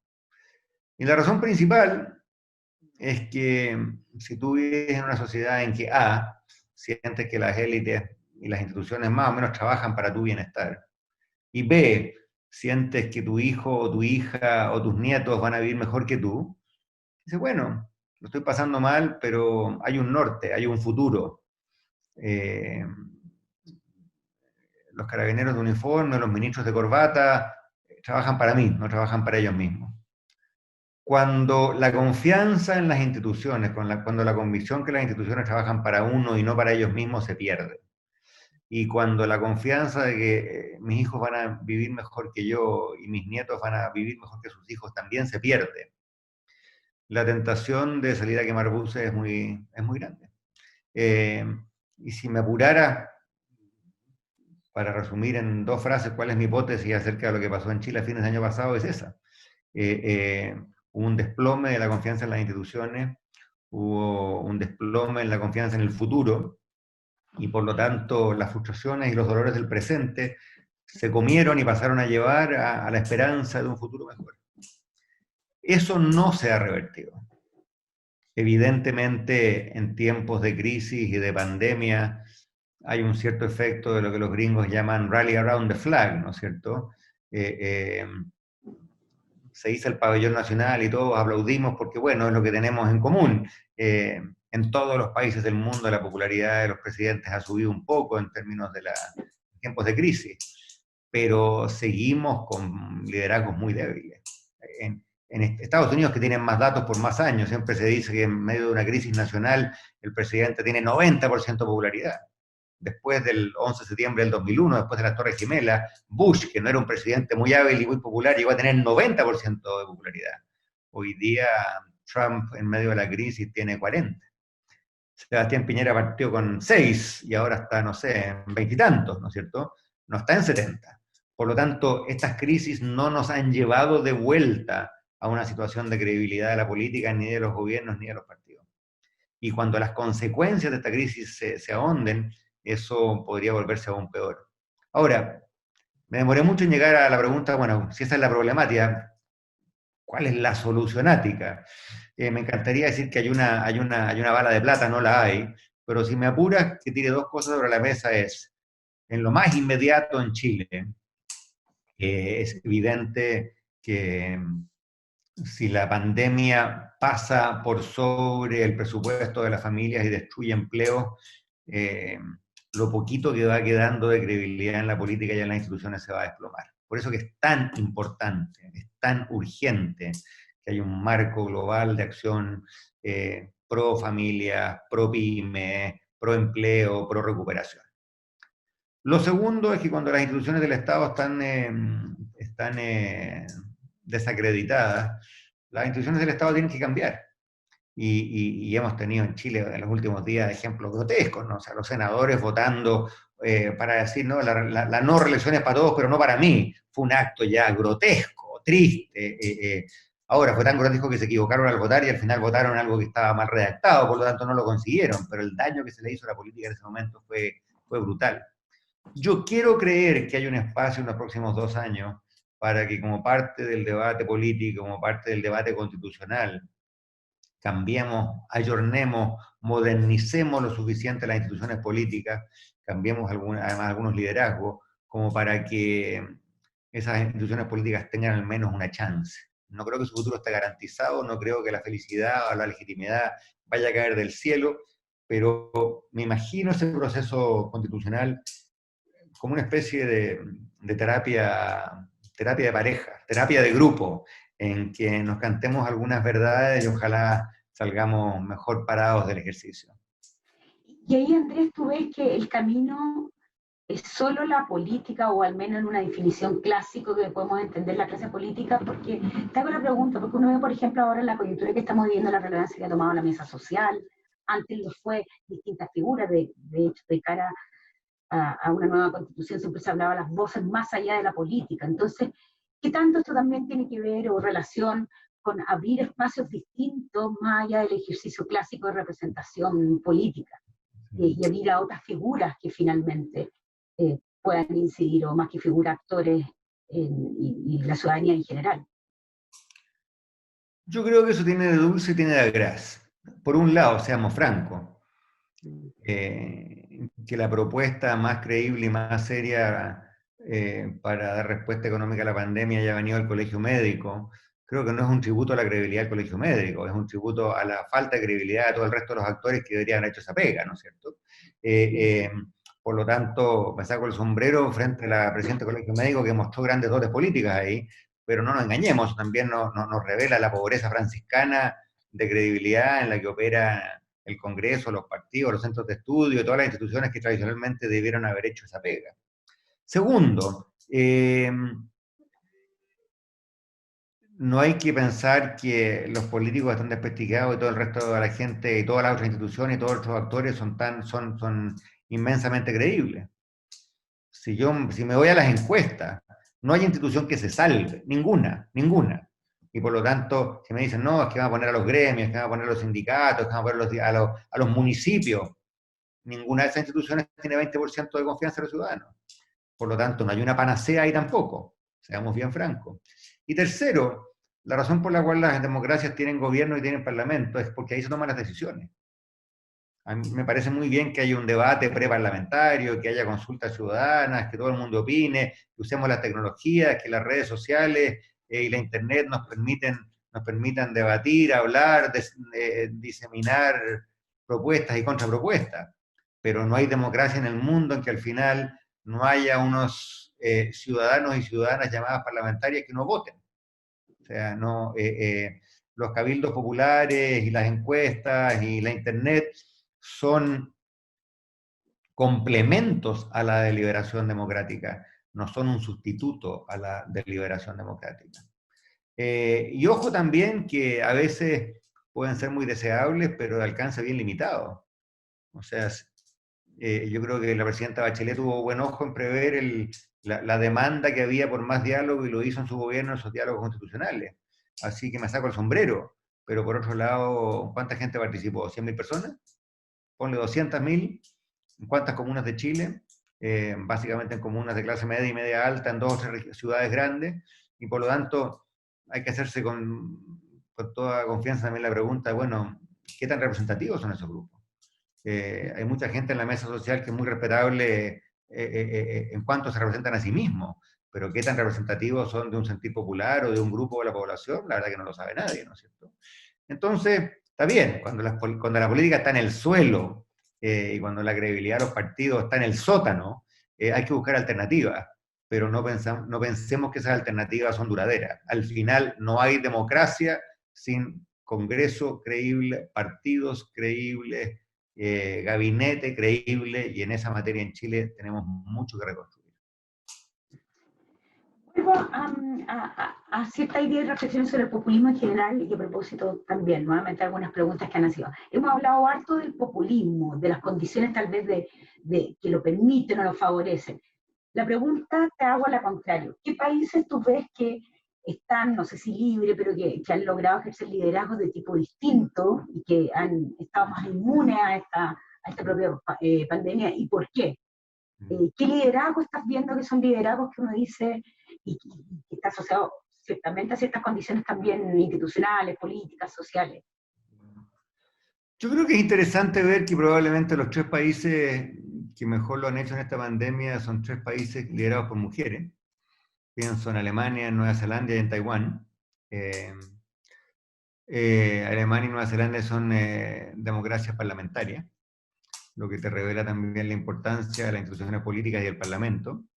En 2 de los 3 casos son liderazgos jóvenes y nuevos. A toda persona que le interese la política, métanse a YouTube y vean las conferencias de prensa y los videos de Jacinta Ardern, la primera ministra de Nueva Zelanda. Pues admirables, son increíbles. Tiene uno en que lograban sentada en la cocina de su casa, ¿no es cierto?, por Zoom, con un polerón y a pata pelá. Yo no conozco muchos jefes de Estado en América Latina que se atreverían a hacer algo así y que les resulte, que parezca natural, que no parezca boceteado, en fin. Y por lo tanto hay un elemento aquí de talento personal, ¿no es cierto?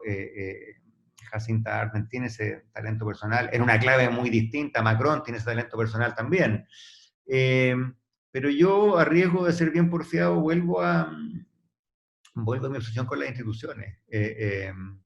¿Por qué Nueva Zelanda puede darse el lujo de tener una líder joven, informal, y que da conferencia de prensa desde su cocina? Bueno, porque es la cara de un sistema en el cual la gente cree. Obviamente la causalidad va en ambas direcciones, ¿no? Ella es creíble porque es la cara de un sistema creíble, y el sistema es creíble porque tiene una cara como el de Jacinta Ardern. La causalidad va y viene, pero una cosa bien concreta: los sistemas parlamentarios exigen que tú, para ser jefe de gobierno, tengas que ser parlamentario.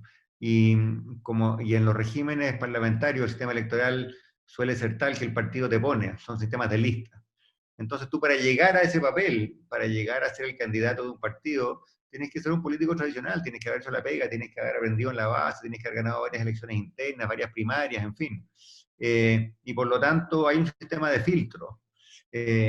Parte del problema de la democracia hoy es que nuestros esfuerzos por renovarla hemos caído en cosas que parecían muy bonitas pero que no lo son. Por ejemplo, las primarias en el sistema gringo, en Estados Unidos, que son indispensables, han resultado ser un arma de doble filo, porque al final puede llegar un personaje como Trump ¿no es cierto?, en que se tomó el Partido Republicano con una mezcla de matonaje y dinero, y alguna ayuda también del servicio secreto ruso, y donde llega al poder un tipo con cero experiencia parlamentaria, con cero experiencia en el mundo de las políticas públicas, con cero experiencia en la solución y en el arbitraje de conflictos sociales, y por lo tanto, ese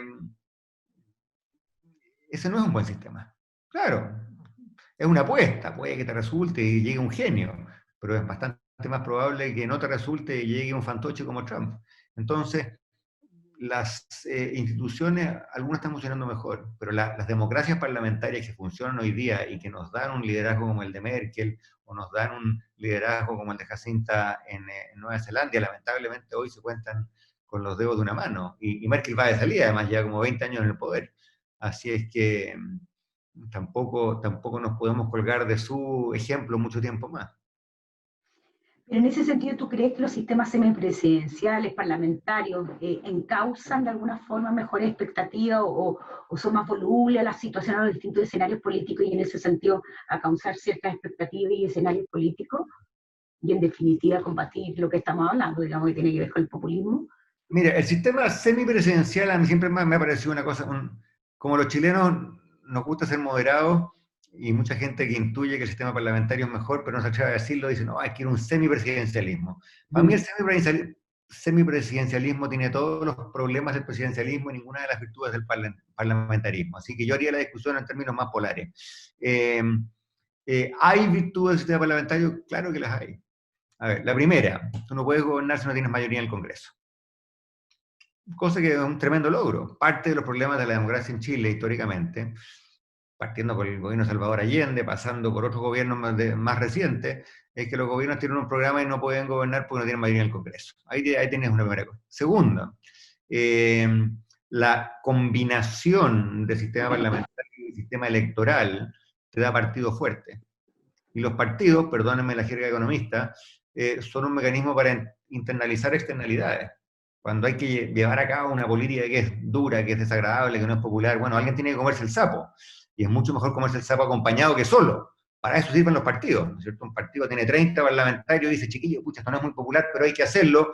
Apechugamos todo, nos comemos todo el sapo juntos, ya, muy bien, damos la cara y anunciamos este recorte presupuestario, esta política que no va a ser popular.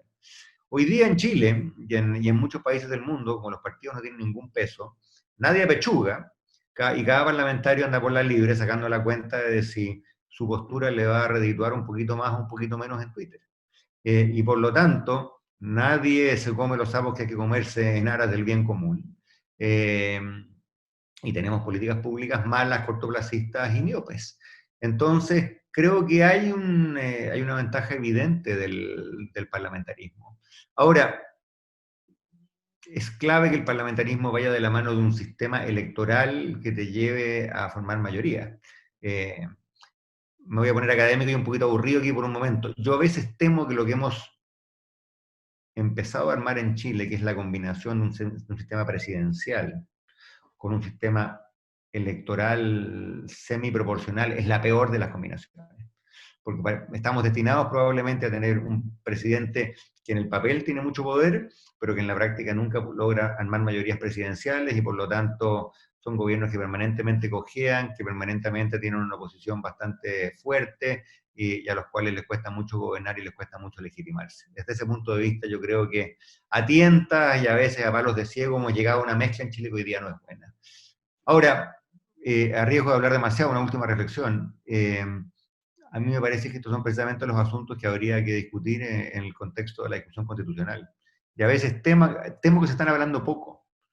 A mí me han invitado como a 20 foros respecto a una constitución, y yo siempre digo, oiga, llevamos una hora aquí y no hemos hablado del sistema político, no hemos hablado del sistema electoral, no hemos hablado de la repartición del poder entre Santiago y las regiones, que son los tres ejes de una constitución. Entonces, yo creo que se hablaba de muchas cosas. Cuando se habla de constitución se habla de pensiones, se habla del agua, todos temas muy importantes, muy respetables, pero hablemos de las tres cosas que importan: régimen político, sistema electoral, opción unitaria versus más descentralizada. Respecto a los tres ejes, yo me temo en Chile la discusión está bastante en pañales, y a veces pienso que que necesitamos empezar a hablar de eso ahora, ya con mucha intensidad, para que pueda llegar más cuajada esa discusión al momento constitucional.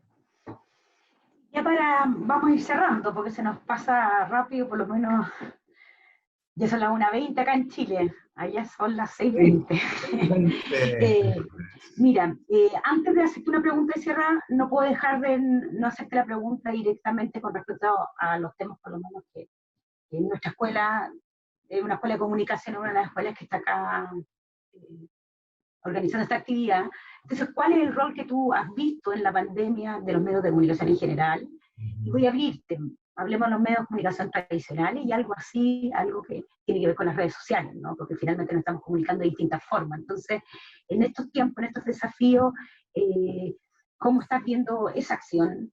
¿Cómo estás viendo los distintos roles? Y que tiene que ver también con lo que hemos hablado del populismo. Yo creo que en Chile hay medios buenos y no tan buenos, y por lo tanto, cuando uno generaliza, corre el riesgo de ser muy injusto, así que no quiero ser muy tajante, pero yo temo que en Chile y en el mundo lo que ha pasado es lo siguiente.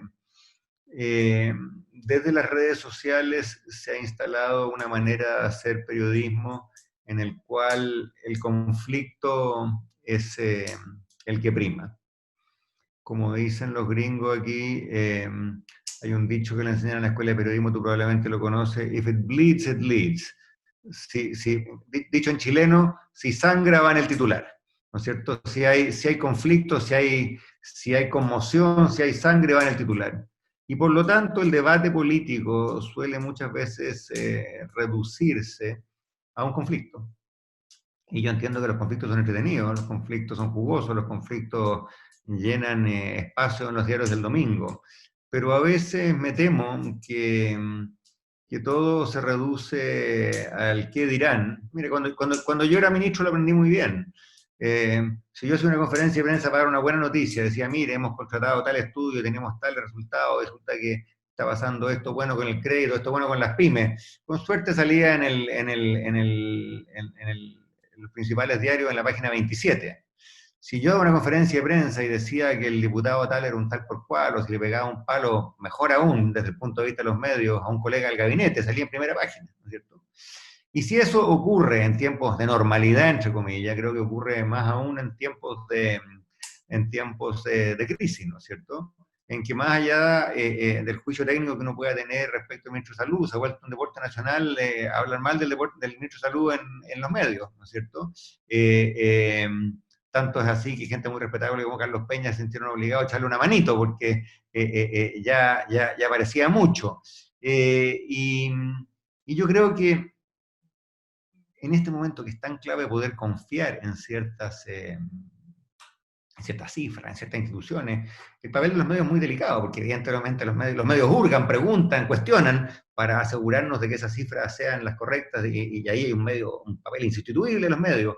Pero por otro lado, a veces temo que cuando lo único que saca titular es el conflicto, cuando lo único que es atractivo es el golpe o el contragolpe o el pelambre, entre todos, y no estoy hablando solamente mal de los medios, sino que de todos quienes estamos en la arena pública, creo que al final le hacemos un flaco favor al debate.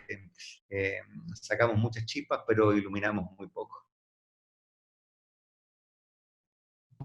Como les comentaba, Mari, ya vamos cerrando. Yo quisiera retomar como para dejarte aquí la palabra para hacer tu cierre, pero ¿cómo vislumbra, no has comentado, pero cómo vislumbra el escenario que se nos viene si nos pudiéramos situar de cara a los desafíos? Y ahí te pongo en los desafíos no solo el impacto coronavirus, económico, político, sino también la discusión que teníamos más de orden constitucional, etcétera. Entonces, ¿cómo te vislumbras finalmente? Tú te hago la pregunta acá en ese rol. Va a haber una cierta actuar, y cómo vislumbra en general a nuestro país, de qué tan estamos preparados para seguir encauzando esas discusiones que no nos hemos hecho cargo, digamos. Mira, a riesgo de repetir lo que ya dije, y no quiero cerrar en una nota demasiado catastrofista, pero voy a ser bien franco, yo veo con suma preocupación lo que viene.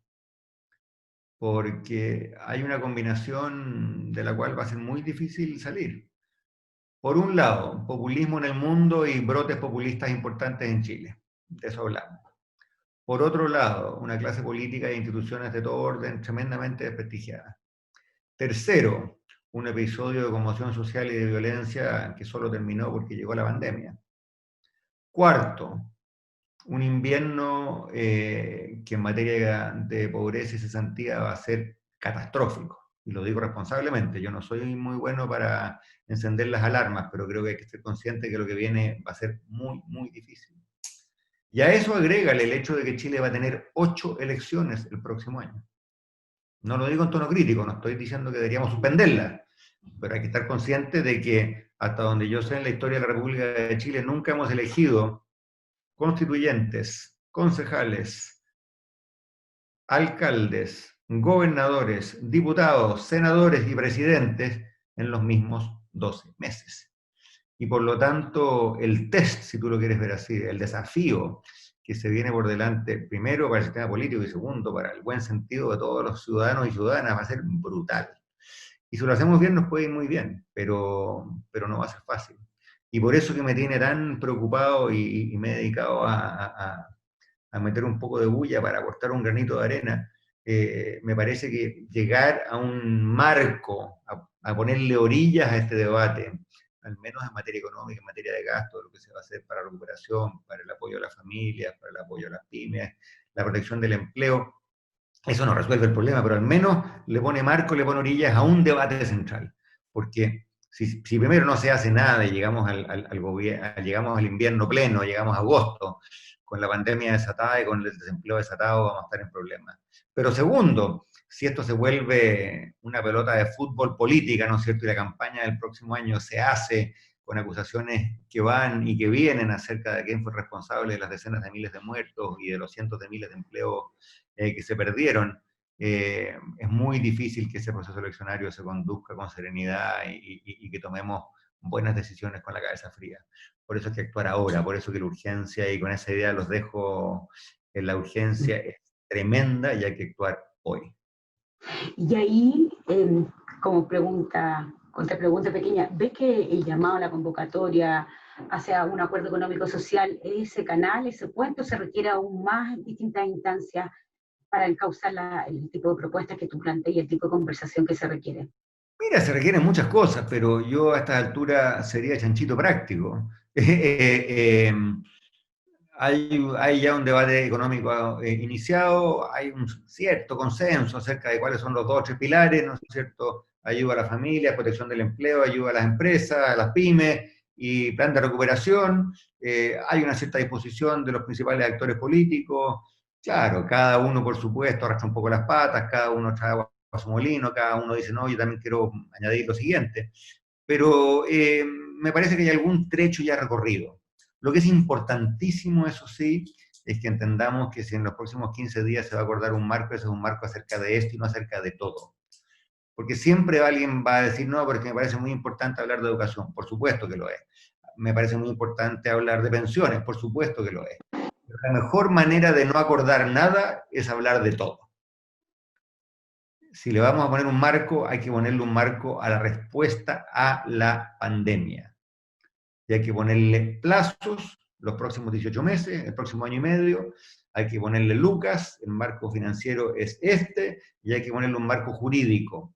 Tales son las cosas que el gobierno, perdón, que el Parlamento va a mandatar, y tales son los espacios de flexibilidad presupuestaria que se le dan al gobierno. Y de ahí, para adelante. Y la verdad que creo que para eso no hay mucho tiempo, tenemos 15 días, no tenemos mucho más. Claro. Andrea, agradecerte, nuevamente agradecerle a todos los que están ahora, nos participaron como 200 personas según lo que me ponen en el chat, así que agradecerle a todos ellos. Quedaron algunas preguntas en el tintero, tratamos de hacerlas las más posibles, podríamos haber hablado horas, había mucha conversación, pero agradecerte nuevamente y esperamos volvernos a encontrar en esta conversación porque sabemos que esto viene para adelante, así que muchas gracias en nombre de nosotros como universidad, pero también de todos los participantes. Muchas gracias. Gracias a ti, gracias a toda la gente de la universidad por la invitación y por el diálogo. Un abrazo grande.